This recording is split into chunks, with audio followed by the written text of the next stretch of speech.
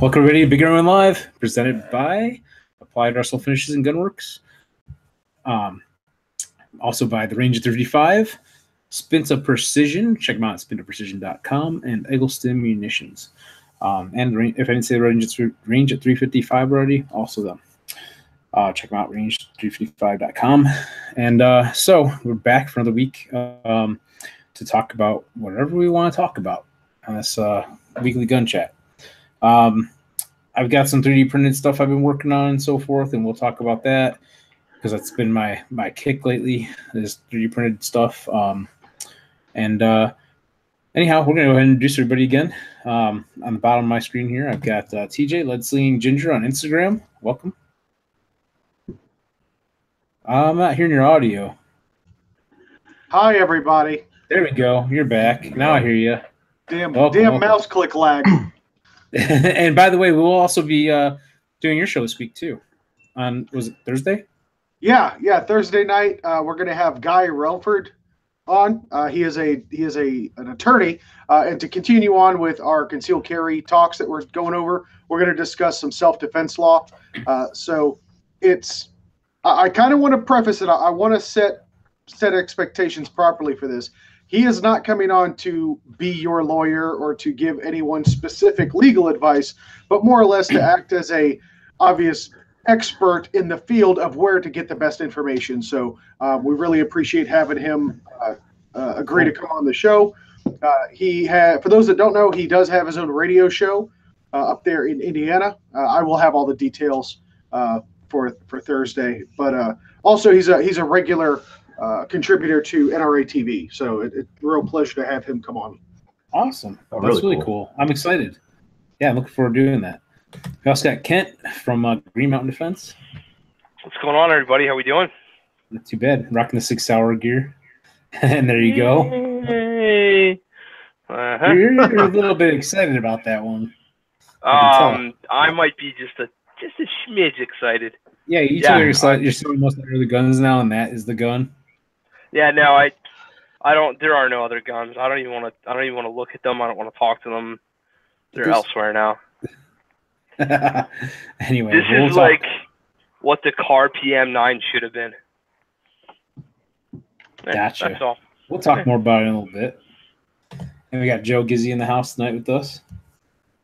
Hey, welcome, Joe. What's going on, guys? Glad to have you back. I know you got something. Been a while. Glad to be back. Something kind of cool that you just picked up recently. Yeah, I got it right here. So I will I'll show it in a little bit after we get rolling. Thanks for joining us. And got Corey from Southern Style Beards with a big old grin on his face. What's up, Corey? Always. Your audio is a little bit softer. I don't know if it... Hello. There we go. Now you're back. Hello. Maybe just mine. I liked it better before. Yeah, you seem a little too happy. Hi-yo. Whatever. Anyway, I think he's just doing that mess with us. We got Brandon in the house with us as well. What's up, guys? I got some Ruger PC Carbine updates to show off later on. We see that. We got the box. It's upside down, but we can read it in the background. Yeah. That's cool. Awesome. So, yeah, one of the things that I did this weekend, I probably showed these before. They are what I call my Pla Bullets. They're basically 3D printed bullets that I made up just for fun because I pumped these around. And I just weighed them today just to kind of get an idea of what the actual grain weight of them is because I was kind of curious. They weighed in at like 10 and 11 grains, so much lighter than 115 grains. They're pretty light. And I took a video. Hopefully, I didn't get to review it. It's in my phone actually. I just used my phone to record it. But yeah, I went off the range, tested them out, just out of curiosity to see how they would perform. Not like I was expecting them to be something to be used as an actual projectile for like competition use or something like that. No. Basically, I just wanted to make them to see if I could make them shoot out. Like, for example, I guess I saw this in like some of the cowboy action type pistols. I forget what caliber. 45 Colt. There you go. Probably the 45 Colt. So I saw it, and I want to say I've seen it in a few others too. But there's some people making like rubber bullets or plastic bullets, and generally speaking, it looks like one company I know in particular that I've seen. I don't know the name of the company, but one video I seen was on Twang & Bang's channel a while back.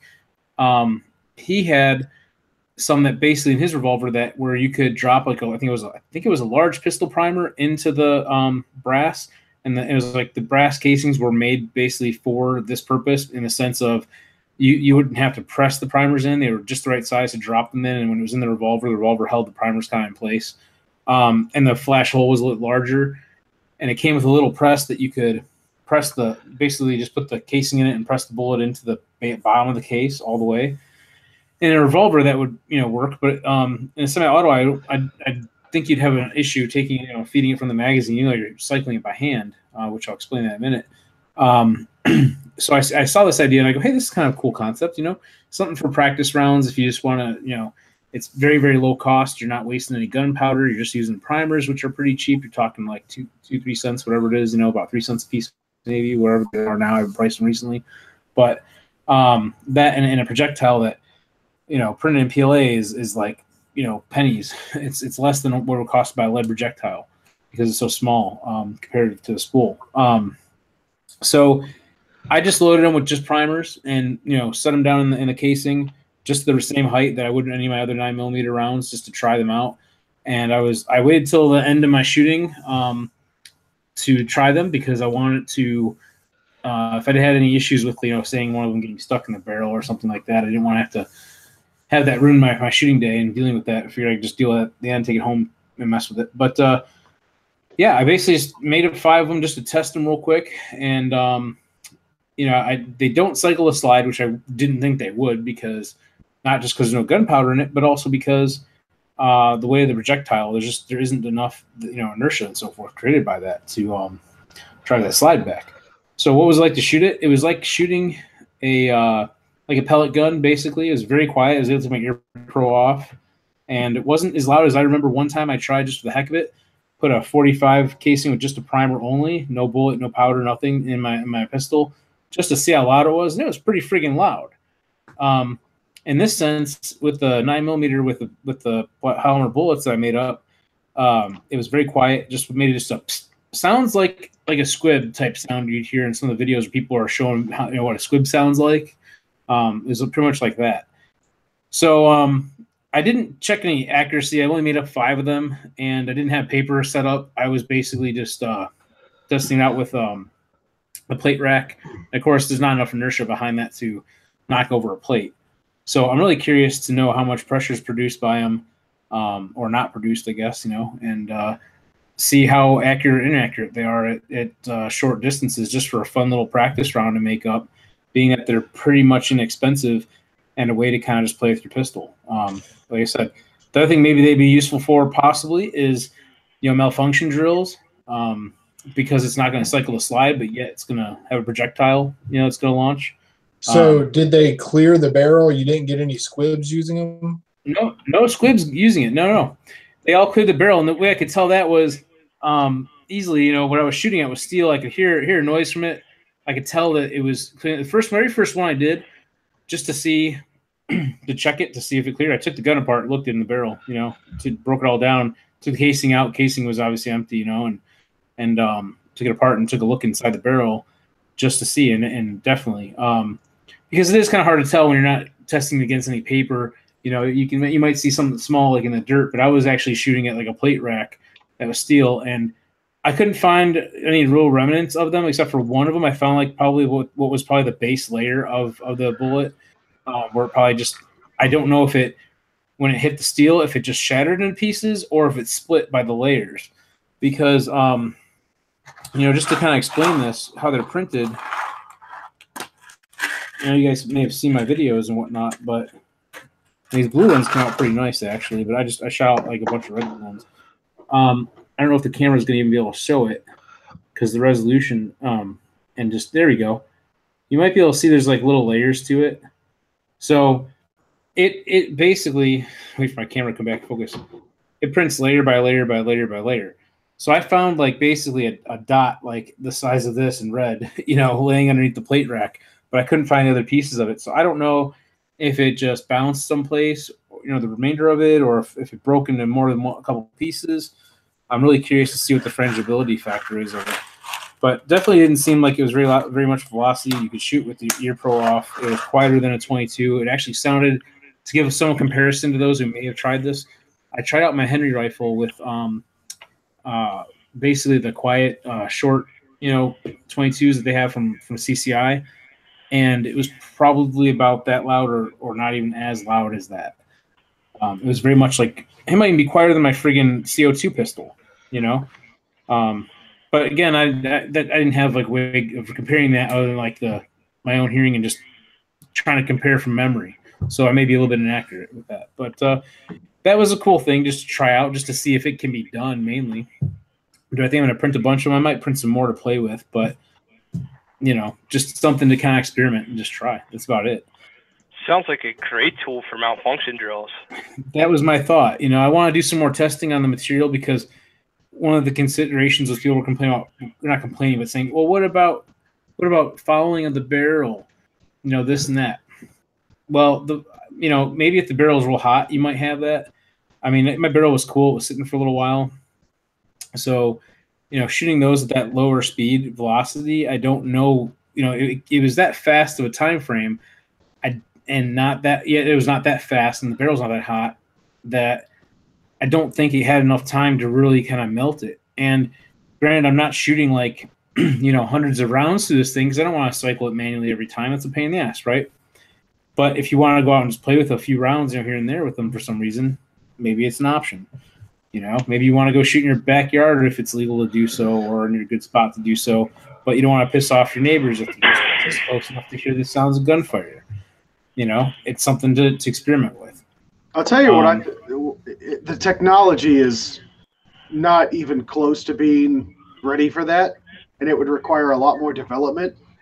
But if the projectiles are going to be that cheap and that light, and obviously they're not lethal at all with those velocities, that might actually be a good replacement for simunition rounds.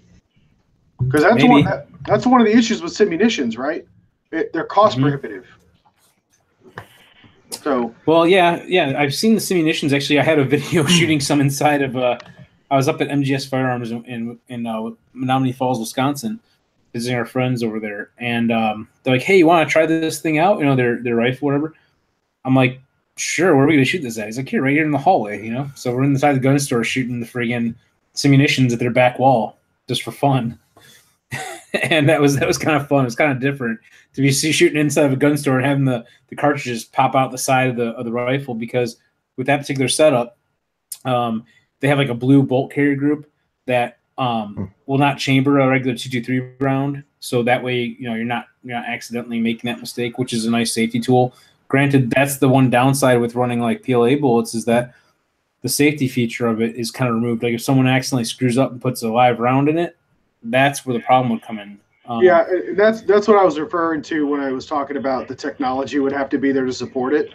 And it's right. really just to take away that safety concern, right? So we don't want to be able to replace or place live, real lethal bullets in these guns. So, well, the probably the easy way to do that is something similar to the simunition, just to kind of explore this idea a little bit, is maybe to have a slide.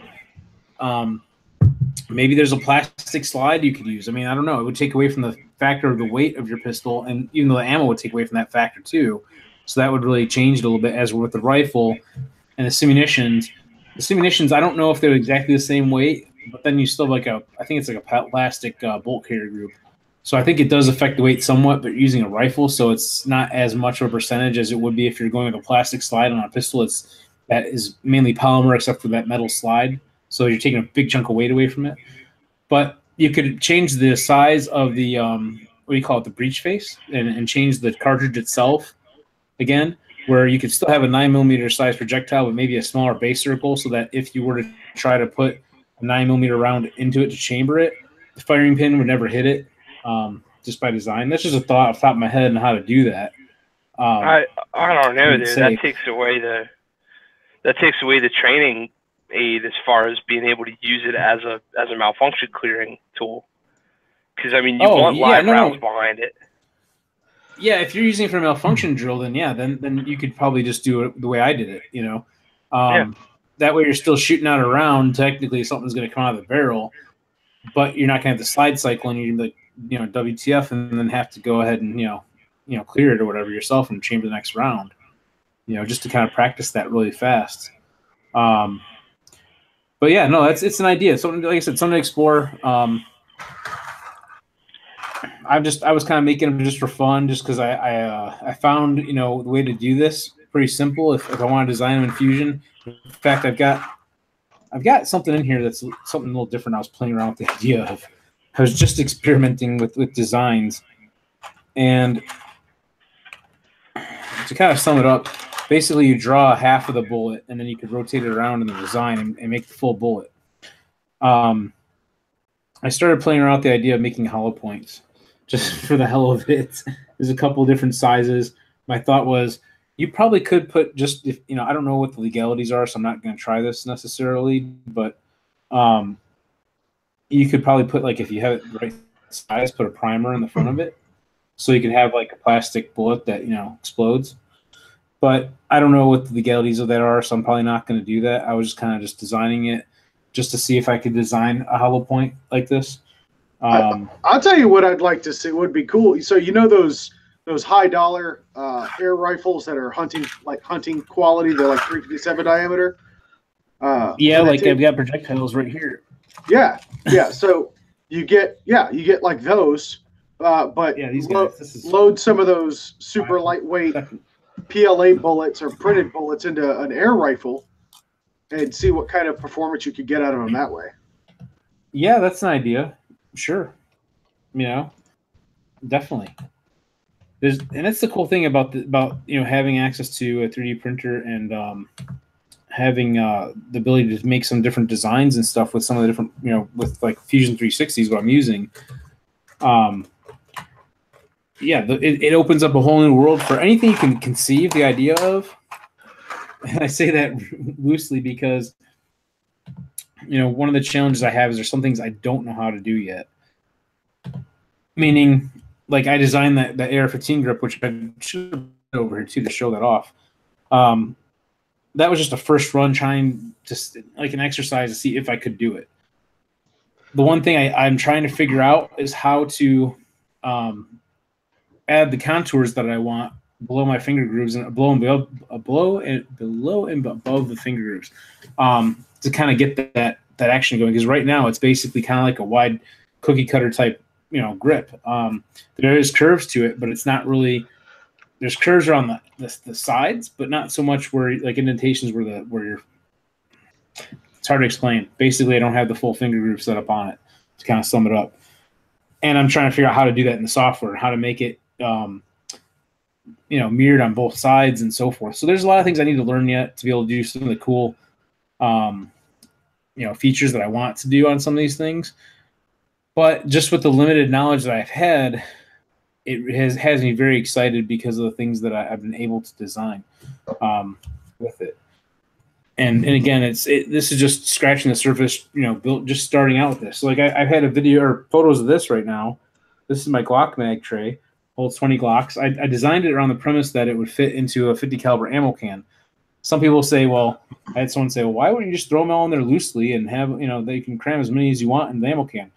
That's true. You could. Some people want them organized, though, so they can pull them out, you know, vertically. It's all what you kind of want. Plus, this idea really is more so for at home, where if I want to put this on my shelf somewhere, I can set up on my shelf. Or if I'm loading magazines, I can kind of keep them organized. Kind of similar to the fact of, like, people who use the loading trays for reloading. A lot of people don't. Like, if you're a bulk loader, you may not worry about that. But if you're doing maybe some rifle rounds and you want to, you know, kind of keep track of them and have them laid out in order, and you're using the trays, same premise. You can go sit down and load, or, you know, sit or stand, or whatever you want to do. Put it on your bench and load up your mags and put them in, and, you know, when they're full, and then set them on your shelf or whatever. You know, it's just a different way to organize your stuff. Some people will like it, some people won't. It is what it is. So one of the cool things too is you can't please everyone, bud. Exactly, you can't. Exactly, and you know, and so you can put, like, I put logos on it, I can put names, I can customize it. I can do some of these in different colors and things like that. So that's another aspect to it, which 3D printed, yeah, you have lines on it, you have imperfections, it won't come out perfect like a mold, would. But the flip side of it is, and it does take a long time to make versus having something molded, but the cost from a business aspect, molds are very, very expensive. You have to be committed to making a bazillion of whatever it is you're designing, and I know that you're going to sell them to be able to do that. Molds also would be, you couldn't really customize the mold. You could, but you wouldn't be able to do it for every single person. The cost to put someone's name on it, into the mold would just be astronomical. Granted, maybe you could mill it in there, you could do other things, but then again, you're adding a whole bunch more equipment and stuff to it that makes it overly complicated. So what you give up in quality and production time, or you give up a little bit in quality and you have increased production time, you gain in customization and just being able to, make any little changes you want to it pretty rapidly. I have a little bit of insight in that just to give people an idea what goes into the molding process for personalized items like that. So you guys are all familiar with, the PVC style patches, right? The morale patches that everybody wears and stuff like that. I actually looked into having one of those made, or having. I did too. Yeah. Yeah. The mold, just to have the one mold created, was like $350. Mm-hmm. One mold. Yep. Now, granted, that's a one-time investment. Okay, so yeah, it's a lot of upfront cost. But you're stuck with it. Yeah, but imagine having to do that every time you change a letter. They need to make a new mold. That's another $300 to $350 you got to come off of. So it's custom, and that's just a little PVC patch thing. We're not talking about a big, mag organizer or caddy or anything like that. Exactly. That's my whole point. I was looking at it, I had a company that was approached me about some of my other stuff that I started designing recently, and they said, "Well, have you thought about doing a mold?" And I'm like, "Well, the cost of that is probably out of my reach. Let's see how popular this is." And one of my thoughts was the product they were talking about specifically. I'm like, well, this is a little bit of a niche market. Granted, there's a lot of people who have this particular firearm and this and that, but it's a smaller percentage than the masses. So I don't know that I would probably doubt that having a mold made would be profitable in any way for anybody. It'd be a lot of money invested, and you'd be stuck with that one design once it's out there. So in the meantime, I'm going to work on just doing the 3D printing and so forth. I think it's an easy option. Granted, the time factor. So to give you an idea of printing that caddy right there, that was a little over, I want to say it was 26 hours to print it, believe it or not. So it takes a long friggin' time.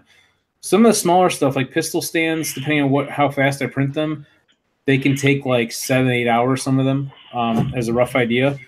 Right now I'm printing a 1911 mag caddy for our friend El Tenda. He's got the El Tenda channel. You can check him out on YouTube. And I started that last night. The ETA that it gives you sometimes is a little bit inaccurate. So I started out the print at a slower speed to help with the adhesiveness or adhesion. Yeah, I can't talk tonight. I'm tired. And then I sped up the print afterwards. Well, I have a feeling that the ETA that it gives you, there's two things that affect the actual accuracy of it. One is it might be taking the effect of thinking it's 14 hours to complete from, the beginning of the print or something. I don't know. It's kind of weird how it calculates it. Or the fact that my computer every so often, it does, I won't say updates, but there's software doing different things in the background probably or whatever. I don't even know. Because sometimes you'll be watching the printer running and then it'll just kind of pause. It's waiting for more data to be streamed over from the computer to its controller to start or continue on printing. So anyhow, that print is still going, and it should have been done probably around 2 o'clock this afternoon.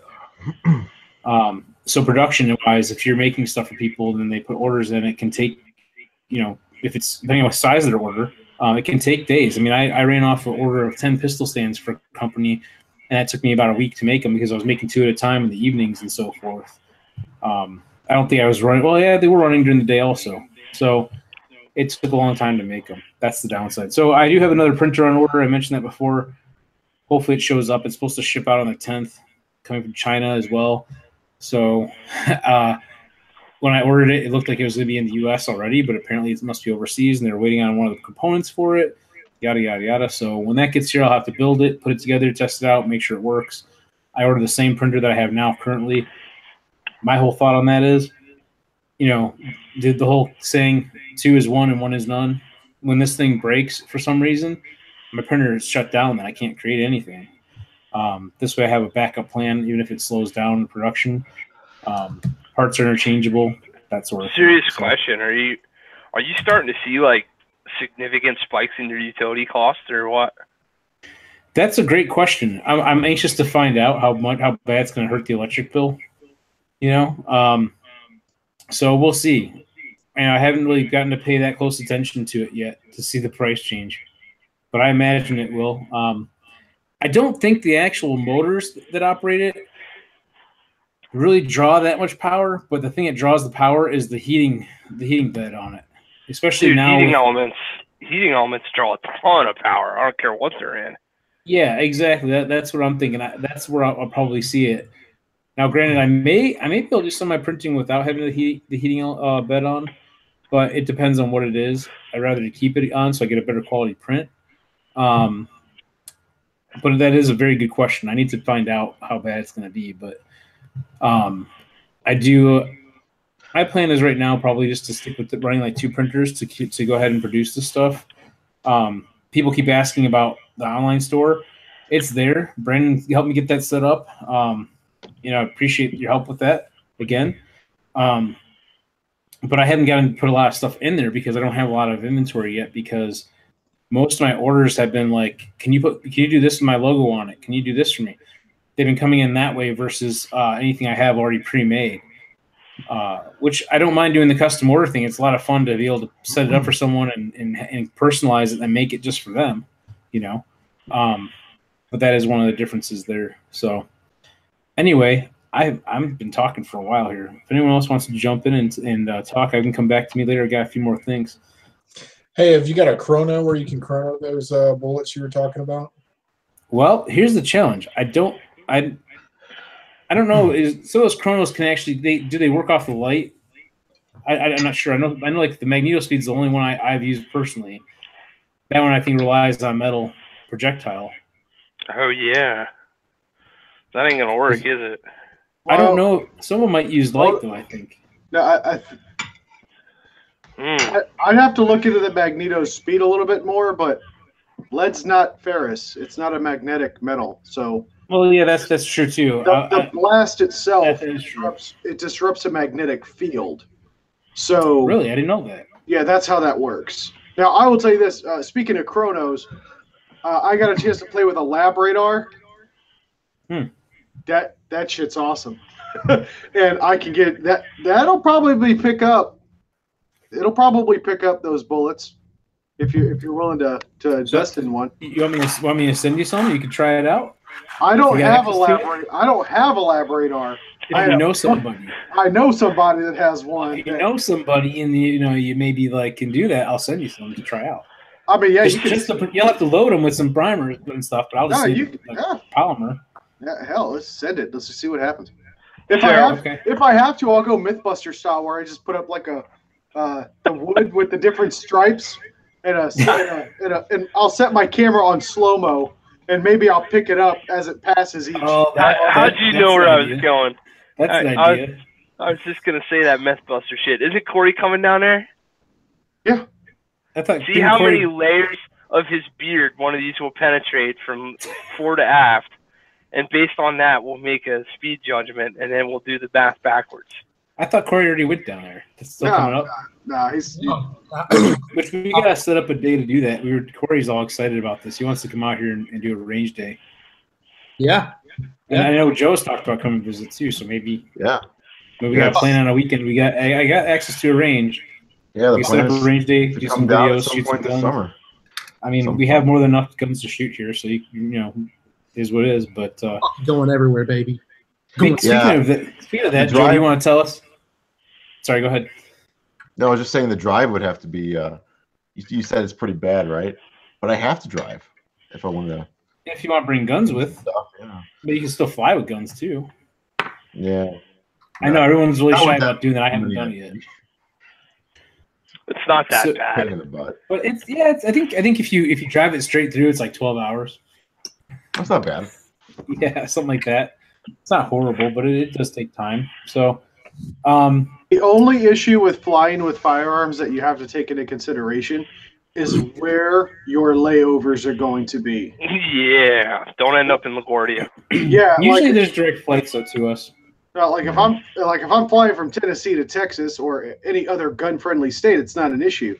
But the first time I flew with guns, I did all my homework, did all my research, did everything right. When I went and talked, and the TSA representative was really cool. He looked me square in the eye and said, "Where are your connections?" And I was like, "Nowhere. It's a straight through flight." He goes, "You're not okay? You sure? There's no layovers in like LaGuardia or Jersey or any of these other places?" I'm like, "No, we're good." He goes, "Okay." He goes, "Because if that was the case, I would strongly advise you not to take your guns." Yeah, I've heard New York is a nightmare with that. They go like, it doesn't make sense. You're flying from place to place, taking a connecting flight, but still. Doesn't matter. There was a guy that caught a case because the flight was diverted and had to land somewhere. Mhm. That's what I was thinking of. I can't think of it right. I'll have to look it up at some point. But I had heard one about a guy that got diverted to LaGuardia. See, And how is that even legal with the whole? Isn't there a whole like transportation like law or something where you can transport from one state to another? taxation is theft. I mean, we could do this all day, but Yeah. But my roads. yeah, my roads, man, my roads. Yeah, it should be that way, but it's not. Give a shout out to John Z over on Gun Channels who's watching as well.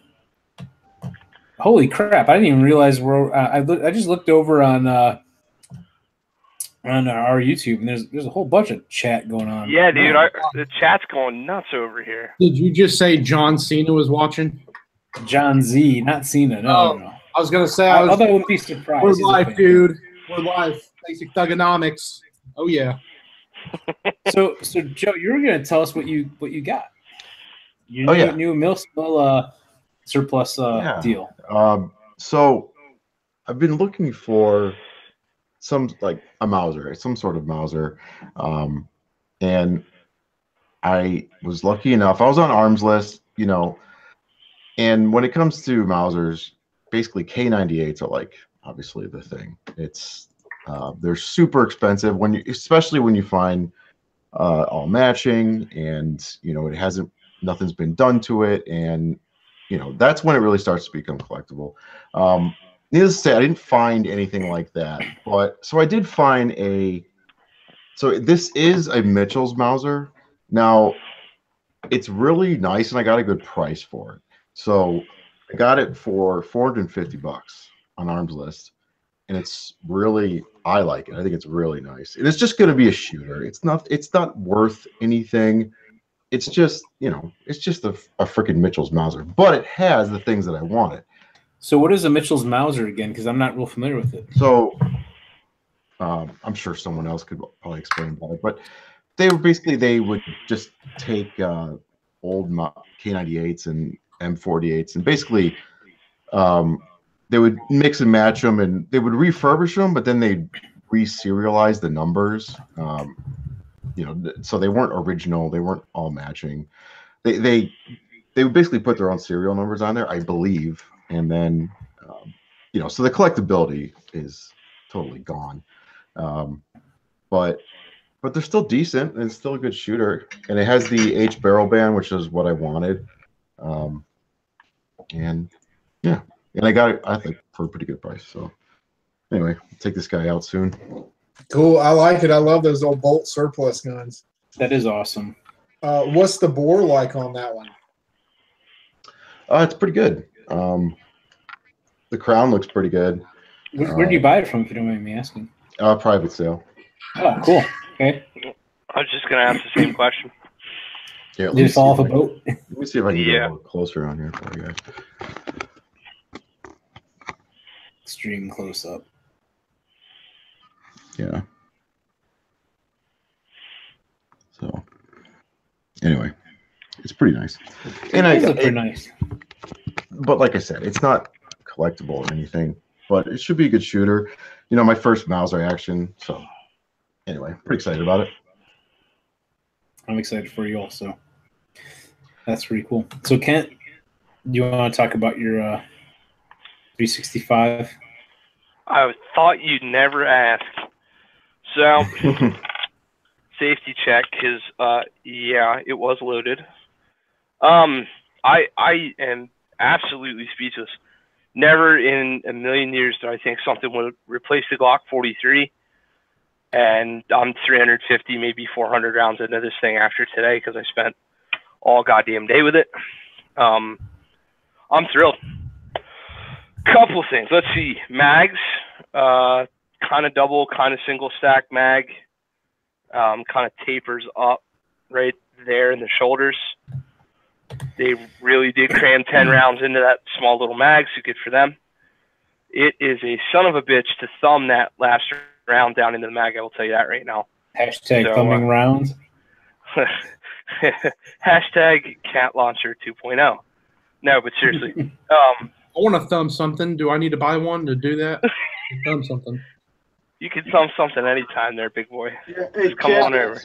That's okay. I don't know if you've noticed it with your other SIGs, but even my P320. Yeah, no, it's a SIG thing. You're right. You're totally right, TJ.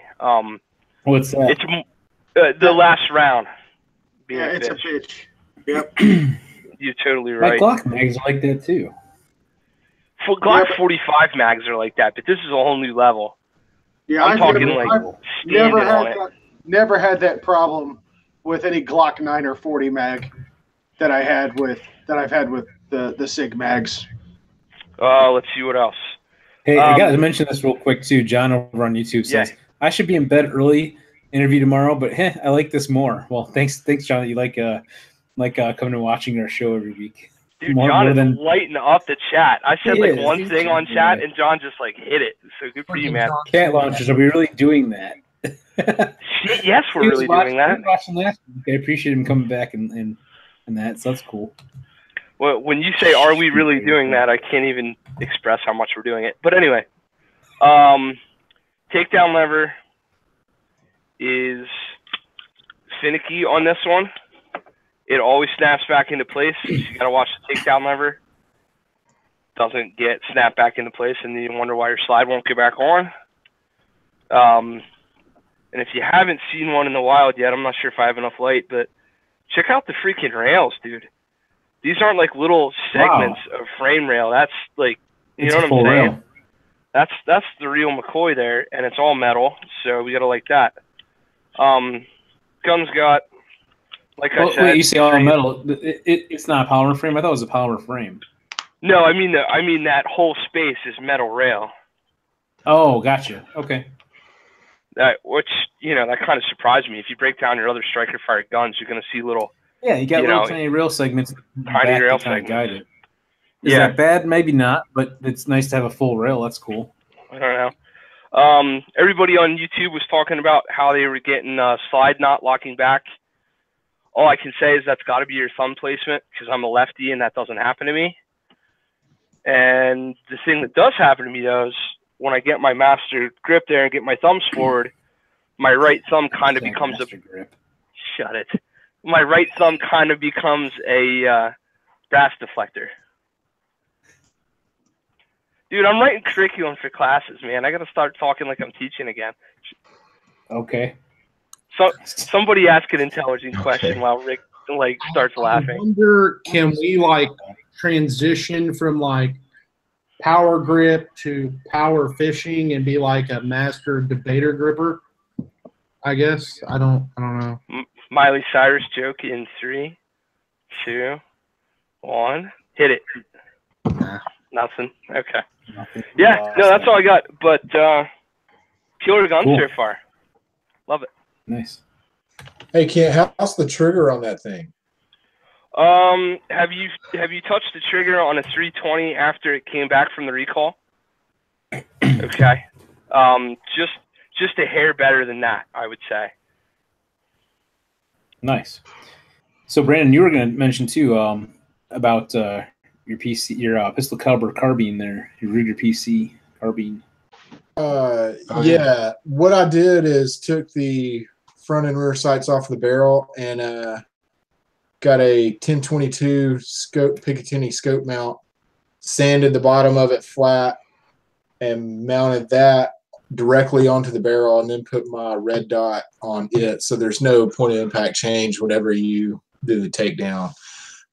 So that worked out really well. It also mounts the red dot a little bit lower. I'd say maybe a quarter of an inch to an eighth of an inch lower, just a hair lower on the frame. How did you attach it? It's got, whenever you remove the rear sight, which is on the barrel, it has 3 little screw holes, and they are the same, from what I've been told, as a 1022 mounting holes. And then, so I just went and got a $10 1022 pick rail, and the screw holes lined up. So I just had to sand the bottom of it flat, because the 1022 mount has that curvature to mount to the receiver. The PC9 has just a flat where that rear sight is mounted. Oh, interesting. Okay, I didn't know that. But it makes sense too, because that's a different profile for the receiver, if I understand it. Right. So next, I'm gonna put a cheek pad on it, and but yeah, I've been shooting. I shot about 100 rounds of ammo through it this weekend after no turkeys showed up in the woods, and I was able to get out, keep it on paper plate at 100 yards with the red dot. So it's good to go. Yeah. What are you running for a dot? Just the TRS 25 that I had laying around, nothing fancy. Yeah, those PC, I'm telling you, man, the Ruger hit a home run with those PC carbines. Yeah, that seems like it's pretty cool. Yeah, I'll grab it real quick while y'all go ahead. And okay. Hold on, Brandon, real quick. Is your handguard loose as mine is? Are you talking about? No, mine's locked in pretty good. I don't have any twisting of it whenever it's put together and locked in. Shit. But no twisting when you got the master grip. There is that lock ring. You're supposed to be in charge of keeping us on track, man. You're screwing us up now. You're the one that lock ring that you're supposed to lock down the first time that you put it together. I don't know if that makes a difference. No, the lock ring's fine. My handguard is just jacked up, and nothing I can. Go ahead, jacked up handguard. And nothing I can do as far as the. They sent that Allen key or whatever, and that's all the way tight. I'm beginning to believe that you didn't actually read the instructions, Kent. The what? What are those? Mean like paper? I don't know what paper is. You can't read. They would have been near that tool that you referred to as an Allen key or something. They didn't write them in dipshit, so he had to memorize the 4473.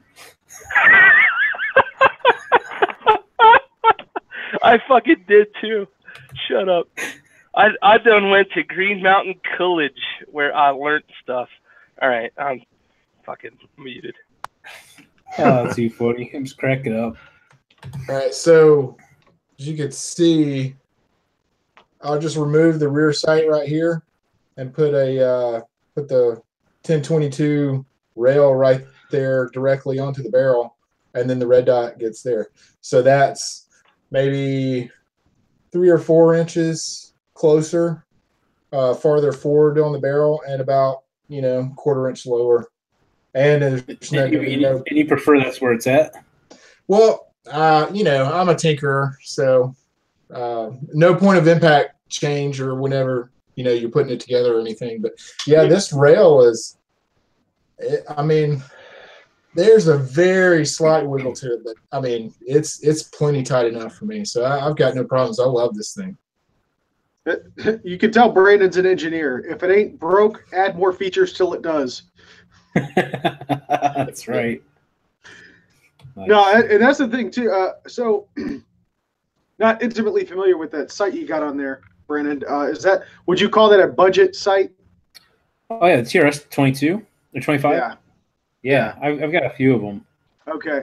So So you can get them on Amazon for like 60 or 70 bucks. I think Cabela's, of course, sells them for 120 or something. Yeah. But that's. I have 3 of them, and 2 of them just recently stopped working. And I don't know if it's the batteries.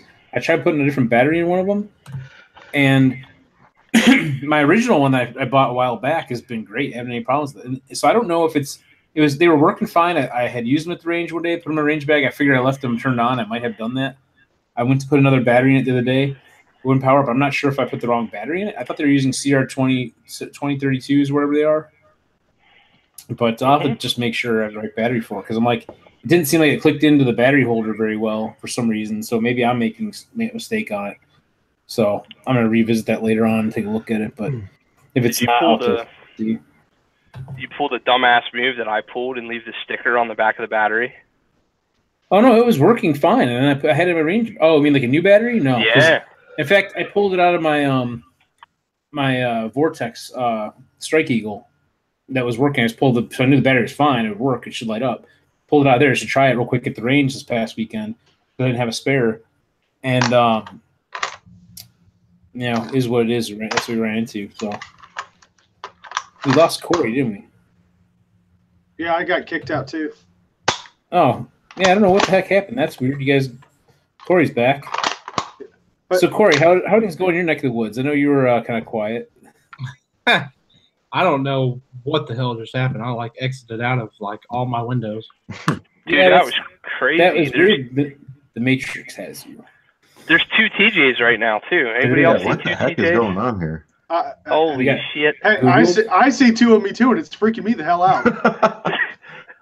Holy shit! Somebody pissed off Trump. We're fucked. 30 Clipazine says, I love chats that I can keep up with but aren't completely dead. I won't even attempt a Yankee chat, and Matt's are getting to be hard to keep up with. I don't know if he's talking about the sidebar chat, like they got too many people talking there.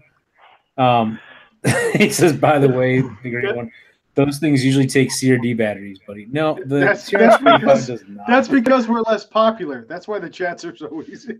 Exactly. We're not to that point where we're too popular, where the chats are going so fast that you can't be part of the conversation. So my personal favorites are the ones where you're talking about subject X, and then out of left field you'll get that random question. Do you prefer Aimpoint or EOTech? Yes. But we're not even talking about red dots, jackass. Well, the funny thing too is you got to remember sometimes, with the lag, somebody will post a comment because that's what we may have touched on something for half a second, and they jumped on that little tangent and they brought something up, and then we go back to look at it, and by that time it's we're already 2 minutes, 3 minutes into the conversation further than where they're at because of the lag. No, I just think it's because these people generally they're stupid. That's what it is. Well, they're selfish assholes who don't want to. There might be some. I'm going to respond to all my here's a question. Comments with let me Google that for you, chats. So after you ask that, there's a question that says, "What's the best magazines?" Okay, so be more specific. What for what platform? What's really Playboy. What's our favorite magazines? My favorite magazine. Come on, that's there's Hustler, there's Maid of Honor, there's David's Bridal, there's Playboy. Magazines are outdated. It's all on the internet now. What are you guys looking at magazines? Teen Culture. There's those little apps. Wait! Did you say David's fucking Bridal? David's Bridal takes. Yeah, back up a minute. Fucking worry about what I said. He's looking at the Sears catalog. Sears catalog, yeah. I fucking love wedding dresses, okay? Especially those ones with push-up bras. Oh, my God. This gets really pretty fast. They can be really good for concealed carry holsters, Hey, by the way, Corey, you got those stands by you that we sent out? No, hold on. Let me get them. If he brings back a wedding dress, Rick, I'm going to be very pissed off at you. We'll just have to cut his feed. He's coming to visit you, right? I mean, yeah. Yeah, you're in trouble, man. I don't know what you were thinking. It's okay. You can be as crude as you want on YouTube, but when you're standing there looking at my kids and they're like, "So who the hell are you?" Yeah. You're gonna be like, I'm gonna be as polite as I possibly can because my wife will cut you. So you are super popular, just fans, just better fans. I don't know what he's talking about, but my dear God. I don't know what the hell he's talking about. Mail Order Bride, Patriot, The Dark. Mail Order Bride. Okay, hey, but let me answer that question for 1488. What's the best magazine? The ones that aren't limited to 10 rounds or less. Yes. There you go. Here's my response to that. The big stick. The big what?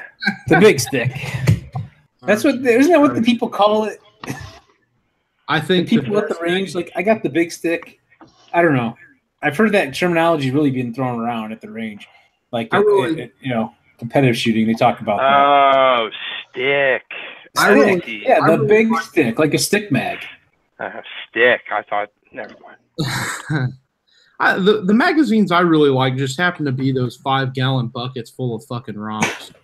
Maybe even get some pea gravel in there. I just think the police and sheriff departments are really onto something here. I'm telling you what, there's a school in Pennsylvania that just switched to those, and I think the state troopers and everybody else should just carry buckets full of rocks from now on. No guns. I'm with you, man. I'm telling you, if David can slay Goliath with that, it's a no-can-do. It's a win-win situation. It's not called a slingshot for nothing. Hey, there you go. Yeah, I've got to. So that's the Blem one, full disclosure, because that one's got some flaws in it.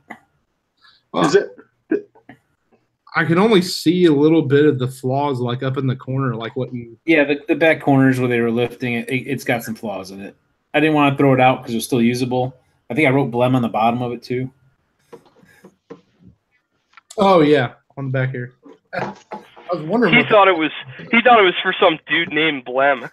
No, I had it. I had it upside down, looking at it like, what's W37 and what's serial number?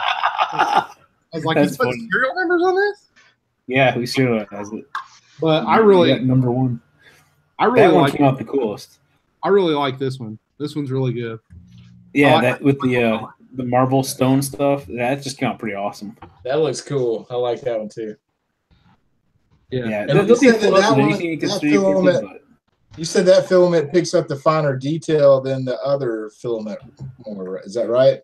For some reason, it actually just looks a little bit neater than some of them. For some reason, it just did. I printed some of my keychains with it. I want to print some more when I can. And the keychain, actually, I sent it out to someone already, the one I had left. But the lettering came out a little bit sharper than with some of the other filaments. And it's not necessarily the machine. There's so many different factors with that. The machine can have its mechanical issues. It can have its software issues. It can have its electrical issues.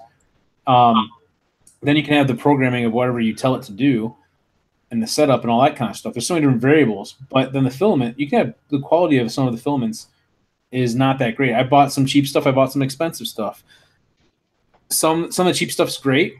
Then there's some stuff that I've tried different temperature settings with, and it just doesn't come out very well. You peel it off the printer, and it wants to crack and crumble or split. And the print's there; it's dimensionally fine, but you're getting issues with layer separation and stuff, and it's like junk. So I want to send that out to somebody. Like this one, it's. I think it's even.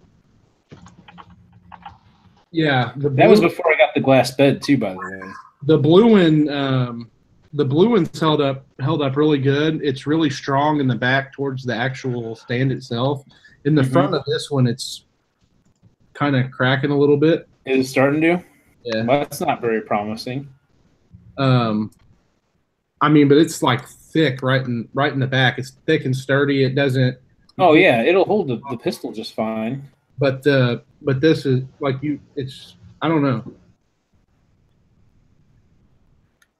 Yeah. Yeah, that's why we're switching over to PTEG also. Oh yeah. Oh wow.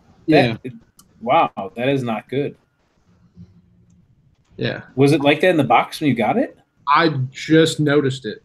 I'll take things you don't want to hear at the doctor's office for $1,000, Alex. Exactly. No, that's not good. So yeah, that's the first one I made. That is the very first one I made with that filament. I'm gonna have to test it more.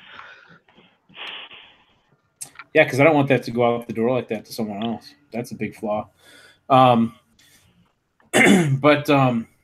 yeah, if it came like that, that's interesting because I know it wasn't like they want to put it in the box. I don't know if it happened during shipping. That's what I'm curious.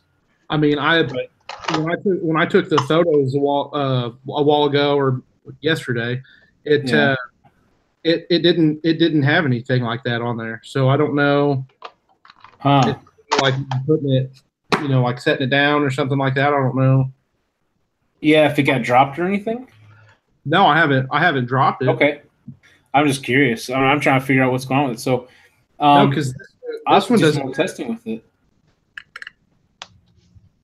Yeah, the blue one doesn't have any flaws in it at all. Okay, except for the top surface in the back there, where the I was little trying to like lift. There's no cracks or anything in that one. And I sent you 2 of them. It's just right in front. I mean, I'm not worried about it. Yeah, but that's disappointing to me. It really is. If that happened. I wanted that one to be your perfect one that you get. It is perfect. You can't tell unless you really look at it. What was this thing about this? That's what she said. Oh, geez. My Hex Mags? Oh, Hex Mags. It both goes up $10 for Hex Mags. About your VS Mags. What the hell are VS Mags? Am I missing something? Victoria, see, don't worry about it. It's a location thing. You had to be there. Yeah, I got you. If you want cracks, plenty of construction job sites. Yeah, I don't know.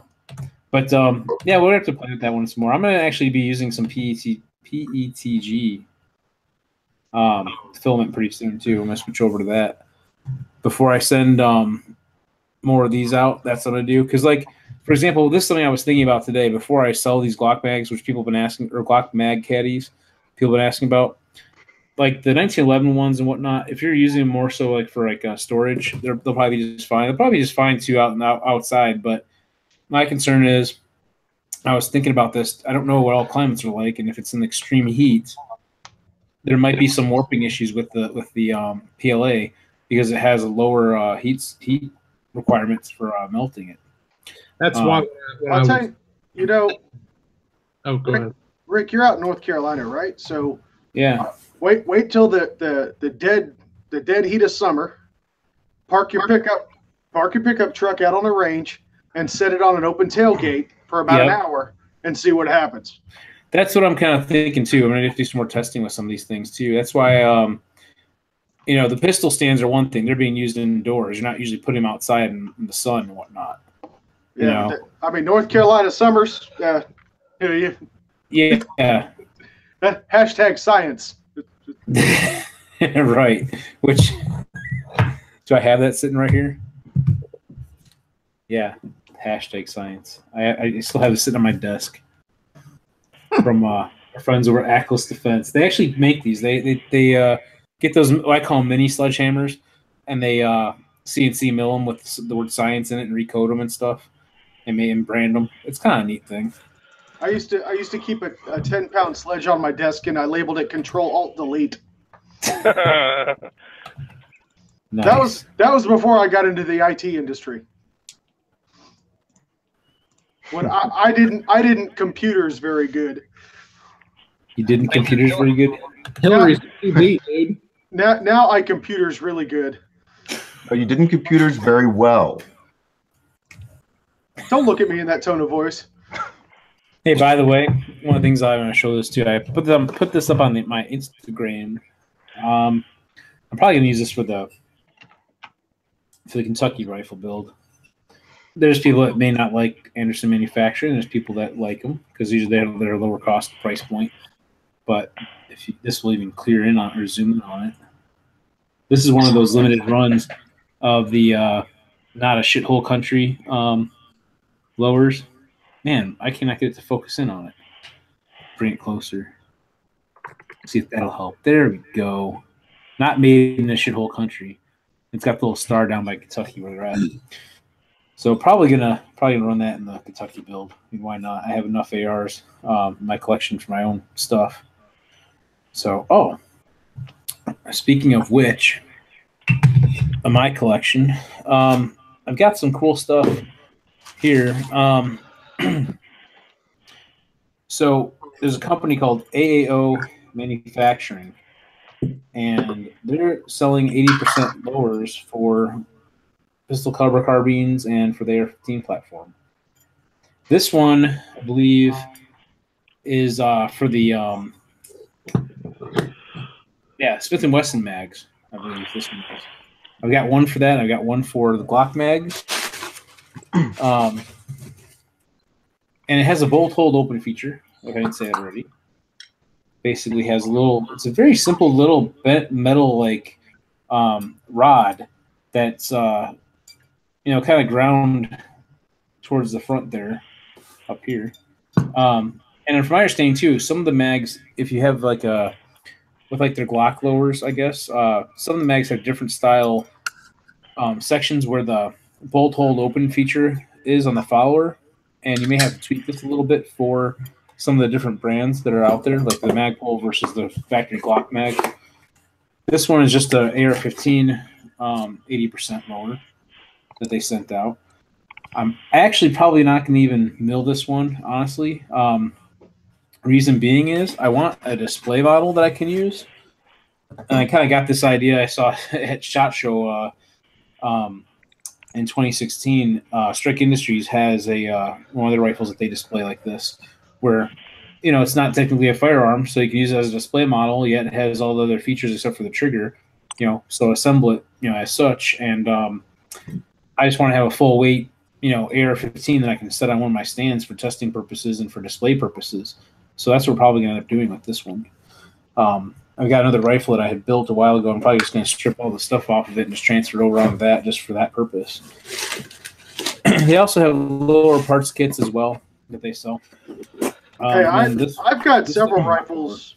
I've got several rifles that are Anderson Manufacturing lowers. I like them just fine. My other Anderson Manufacturing one is sitting over at Applied Arsenal Finishes and Gunworks. That and my Ruger 1022 Gatling gun kit has been there since January. Been waiting on that stuff to come back. But yeah, I've used it. I've had my Anderson lower. I built it into a AR pistol. So yeah, this one's just a Glock Mag one. They've got some I don't know if you call it finger grooves or grooves in the front here. It's kind of weird because it's got a it almost looks like a flared out section where it could be flared more, but it's not really. It's more of a flat piece. But it's a casting. It's just a little bit different. So anyhow, again, has a bolt hold open feature. They have a patent pending on this, I guess, on this design. It's just a little bit different where there's a flat piece of metal that kind of holds it in with the ejector. Let me help you out with that bolt hold open. So I just got done troubleshooting my AR 9mm, and those last round bolt hold opens or bolt catches take one hell of a beating. And mine, what had happened with mine was the bolt had beaten it enough to where it worked itself loose. So now, are you talking about the actuator part, or are you talking about the actual bolt catch that's not on here? No, the part that you're gonna put in there. Yeah, so the bolt catch that's not this piece that's in here, the actual bolt catch. Yes. That you'd use on the regular AR. Okay. Yeah, I imagine they do take a beating because that bolt carrier group's heavy. Yeah. Well, and also it's not a very controlled recoil, right? Unless you go with the CMMG guard action. If it's just a standard blowback action, there's no delay. It's pure reciprocating raw power. force just slams back into it. Yeah. But it's catching it on the recoil from the recoil spring and the buffer. And it's got a heavy buffer and a heavy bolt carrier group. So you got all that reciprocating mass that after it gets cycled rearward, you got the bolt hole open pops up and it just slams into it real hard. AR-15, regular 5.56 bolt carrier group is going to do the same. It just has a little bit less weight to that whole thing. So I think you get a little less inertia hitting it. Well, so it's also a softer impulse too, because you're not getting the full power of that recoil you're not getting the full power of the cartridge cycling the action. You're only getting a small portion of the gas that's cycling the action. So that's why. And actually, if you shoot AR 9mm and AR 5.56 or standard 5.56, you'll notice that the 9mm, aside from the reciprocating weight, will recoil a lot heavier. Right. I think it was all on my list today too. I think I mentioned about the clay holders too. I tested those out. I had to do a video on those. I don't know if I showed these. I know I showed them before, but this is one of the prototypes. This is like I think prototype number 2 of them. But I wish I had the pieces to show you. I actually did shoot some holes through them with the 22, and shot my 9mm through them. A couple shots through it. Even with them splitting apart and everything, they were still usable. And even with like shooting the end of it, you can change. It may still hold it, or you can change the positioning of it to hold a clay in it and so forth. It's kind of grind the gears and change up what we're discussing a little bit. But yeah, Rick, you ought to send me one of those. We'll set it up at the next multi-gun match. If you shoot with a shotgun, it's probably not going to take it. No, but that's to see how many rounds it can take before fail, like completely unusable. Right. Because there are other ones out there like that. Oh, right? Sure, metal ones and stuff. No, they're plastic. Like cheap ass ABS plastic. Now they're super inexpensive, but I'm curious. Are they like the ones that are like have little metal rods and they like have the plastic little holder? Yep, I've seen those. But these you can mount these onto like a wood post like you use for your target stand. Yeah, but those ones that the cheaper ones that the ones that aren't 3D printed, those are good for maybe 2 shots. Yeah, and I would I need to do more testing on it for sure. But I mean, I got 2 shots 9mm through it, and I think 2 or 3 shots with the 22 into it, and roughly, and they were still kind of usable. And even when the one that kind of broke off the end of it, I was still able to kind of put a clay in it, kind of. And if I would have loosened it up on the board and repositioned it, I probably still could have held a clay in it, just because there's enough of an arc to it that you can still set it into it. And you can probably take them home and throw some super glue on them and friggin' run them again, or whatever. It's pretty simple to do that. But no, if I can make some more up, one of the things I want to throw out there too is, as we experienced with the material and having cracking, I want to try it with a flex material. I've got some of the stuff I think it's called TPU or something like that. I'm going to be printing some parts with soon, and I want to try that because my thought was maybe the flexible material might hold up better, like kind of like the self-healing targets kind of thing. I don't know how flexible it is, but my thought was that maybe that would hold up a little bit better. Maybe have enough rigidity to support the weight of the clay, but yet if you put a couple piercings through it, and some holes through it, it might still have enough life to the flexibility factor where that doesn't shatter or break apart. Although I will say that when the 9mm punched through it, it had a nice solid hole through it. And then there's one where I hit the 22 through on the edge.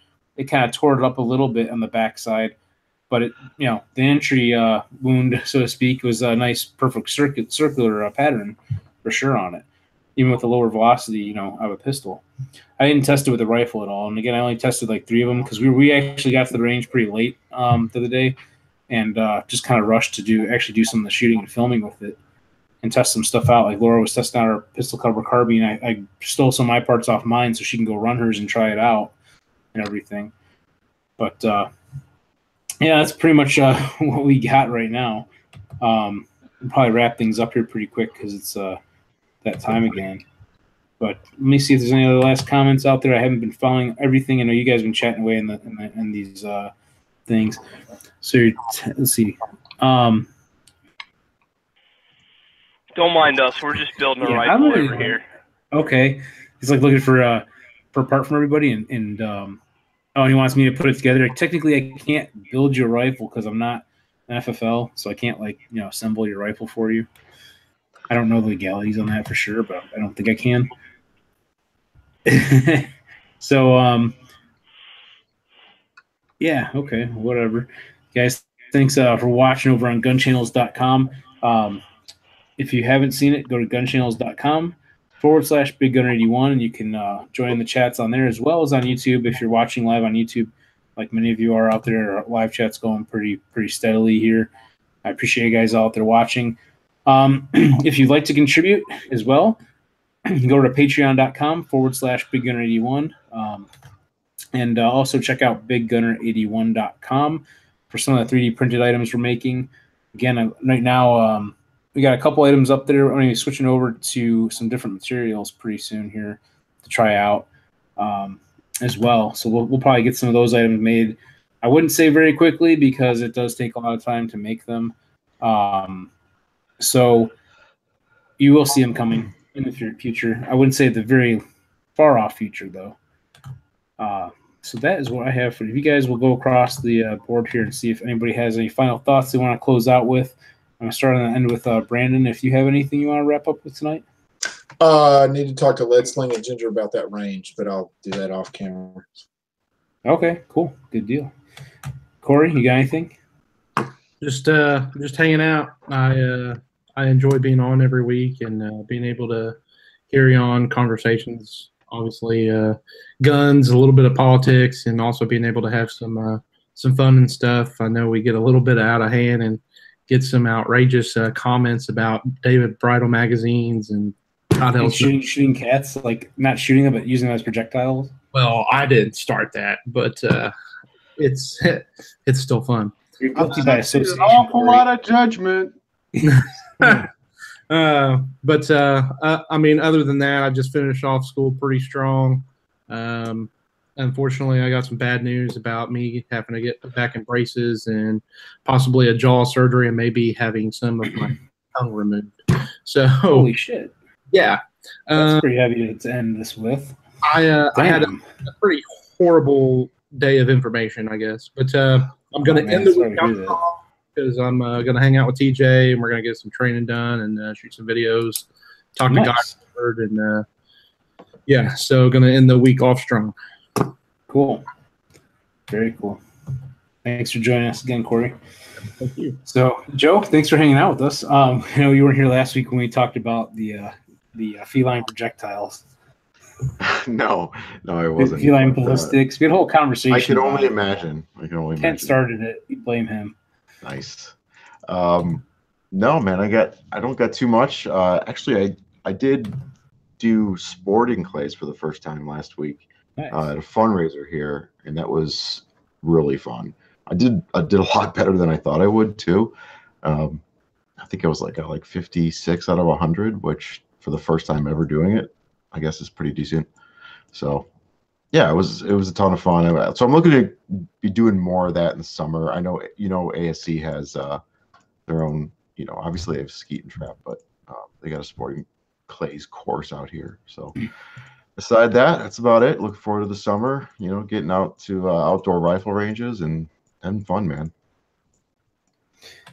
Cool. Good deal. That's awesome. Yeah, I'd tell you what I miss about being in Illinois is ASC and being able to go to practical rifle matches. That was always a blast. I think it was the third Saturday of every month to do them. So, yeah, thanks, Joe. And Kent, we got you. What do you got? Anything to close out with? Rick's just like, oh, God, what's coming now? Yeah, pretty much. So no felines were hurt in the making of the cat launcher over the last week. The catapult, as 30 Clipazine said. The catapult, yes, exactly. No felines were hurt. No, just a quick shout out to Freedom Armory in Glen Rock, Pennsylvania. Big ups for getting the 365 in my hands in a real quick hurry. Appreciate that. Just getting down into the PA gun scene down here, so it's been good to get to meet everybody and see folks out at the range and out at stores and stuff. And thank you to everybody who came out for yesterday's rally in Harrisburg, filled the Capitol. Freaking fire marshal shut them down. No more entry, and we had a nice turnout there, so it's pretty cool. And we can fill an entire building full of people who say no more. So very proud of that. Yeah, going to be doing some more training this summer. Going to be getting out, new range, new location, all that. But more to come on that. And yeah, we're good. Cool, good deal. So TJ, you got anything you want to close out with? Not really, man. I mean, as always, it's just great to hang out with you guys every week. So Rick, gonna enjoy having you on the show this Thursday. Going to be a lot of fun. Going to be a good conversation. Going to be educational. I know that self-defense law is not the most exciting topic. But if you choose to carry a gun, it's really something that I feel that people need to educate themselves on. So hopefully we can help spur that effort and drive people in the right direction. There's a lot of internet lawyers out there, or as we call them in the military, barracks lawyers. And you know what? That's just not going to cut it. You guys actually need to know where to go to get the right info. So, of course, we've got Corey coming down Thursday as well. So, hell, he might even be on the show Thursday from right next to me. So we'll see what the hell happens. But yeah, man, we'll get out to the cool. Yeah, we'll get out to the range, and yeah, we're gonna have some fun. We're gonna get that RMR sighted in for him and actually teach him which end the bullets come out of on the gun. So yes, I can see this right now. Corey's gonna be on the couch in your house. He's going to be looking over and be like, TJ, what are you doing? Oh, nothing. Don't worry about it. TJ, why is your headset on? No, nothing. It's fine. No, really. I'm just working. I'm just working. No, it's playing PUBG. Oh man. Yeah, you know, I'm a console gamer, man. I don't do the whole PC. I spend all day behind the computer, so I don't want to sit here and play video games all the time. I'd rather have my son kick my ass at, you know, all the various fighting games we have. So. But no, yeah, it's going to be good times. So, looking forward to that. So, cool, good deal. I'm looking forward to this weekend coming up too on Thursday. So, wrap things up here. Just a final little sweep through here. Yeah. So one of the guys who's on here didn't realize I moved out of Illinois. Yes, I'm in North Carolina now. And it is, yeah, I did do a lot of shooting in Illinois and stuff. Visit a lot of stuff there, and I'll be back there to visit again, and I try to do some videos when I'm there, when possible. You know, whenever I go someplace, you know, we get to go a lot of times different places, you know, and meaning like, for example, this year we didn't get to go a lot of places, which is like SHOT Show. We missed SHOT Show, missed NRA Show this year, but we do plan on getting out to some events still yet. One of the things is when the Iraq Veteran Shoot comes up again, I definitely want to go to that. But that won't be till the fall. And yeah, I like being able to go to different places and just, you know, meet different people in the gun world and do videos, and especially for like manufacturers and you know, dealers and so forth, and like people that have businesses in this industry, just to meet them and see who they are and kind of bring that to people. Like with the 50 States of AR-15 project, you know, we've got a lot of interviews with that, and one of the premises of that whole thing was to kind of share not only the companies and their products, which is one aspect of it, but also share the people and the companies behind it, and share their stories. There's a lot of great people in this industry and a lot of good startup stories, you know, about how people basically got into manufacturing of firearms or firearms components. You know, oftentimes it's they were in the machine manufacturing industry and they kind of shifted into it and so forth. But you can check out the 50 States of AR-15.com. Thanks to Brandon for helping us get that set up as well. He's done a lot of work with getting that organized and everything, and getting it to look like what it does now. And it's been a fun project to do. It has slowed down a bit, but we are still plugging away at it. Got 9 different rifles that I'm still working on getting parts for. Kind of spreading out a little bit thin doing that versus focusing on one rifle at a time. But at the same token, collecting the lowers for it and getting parts and just trying to keep going at full pace as much as we can with the whole project as a whole, to obtain, like, especially lowers, because some states have different laws and things that are changing, which makes it tougher for manufacturers in that state and so forth. Like, we had one company in Hawaii that we were all set up with, but that hasn't produced anything at this point, and trying to source a company from Hawaii is going to be a very big, difficult task. That's just one state to kind of name off that's on the top of that list of the difficult to source. But anyway, not to ramble on too much. Appreciate you all watching. I want to give them a shout out to our sponsors, Applied Arsenal Finishes and Gunworks out in Watermill, Illinois. Also to Eggleston Munitions. You go to egglestonmunitions.com.